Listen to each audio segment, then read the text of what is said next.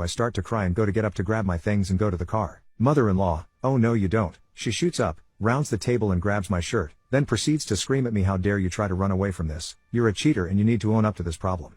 Husband screams at her to get her hands off of me, and starts to make his way towards us. She then decides that I cannot be allowed to leave at any cost with her son. She slaps me across my face. Husband then gets in between me and his mom and starts to scream at her. Husband is furious and I'm crying hysterically. He grabs my hand and we are making our way to the door when mother-in-law grabs a snow globe from a shelf and throws it directly at me.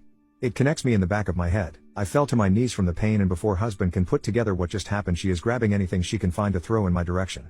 I'm on my knees on the ground holding my head with one hand and my belly with the other. Husband is screaming at the top of his lungs for her to stop, and she proceeds to try to get close enough to kick me. Thankfully, she is old and in bad health, so she loses momentum quickly, and as a last resort husband pushes his mom and she falls back into a shelf by the front door and he rushes me out.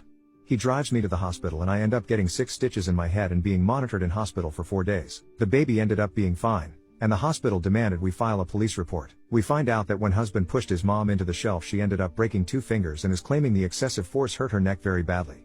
Cops showed up and took our side of the story and compared our own report that we filed once at the hospital. They told us that mother-in-law is demanding to press charges against husband for assault, while we are pressing charges against her. So then my husband gets arrested but then quickly released after father-in-law is forced to tell the truth, and mother-in-law then gets arrested. Father-in-law is now begging us to drop the charges as no one was hurt and that we are being cruel to lock up an elderly woman. We are currently at home waiting for baby number 2 to arrive. I am on a strict bed rest order and husband has taken the week off of work to help pamper me and take care of our first daughter.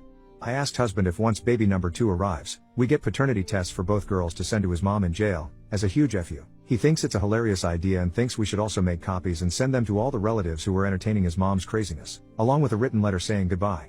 That none of them will ever see us or his daughters again, and that he hopes they're all happy knowing that they've ruined any chance they had to have a relationship with him, or our children ever again.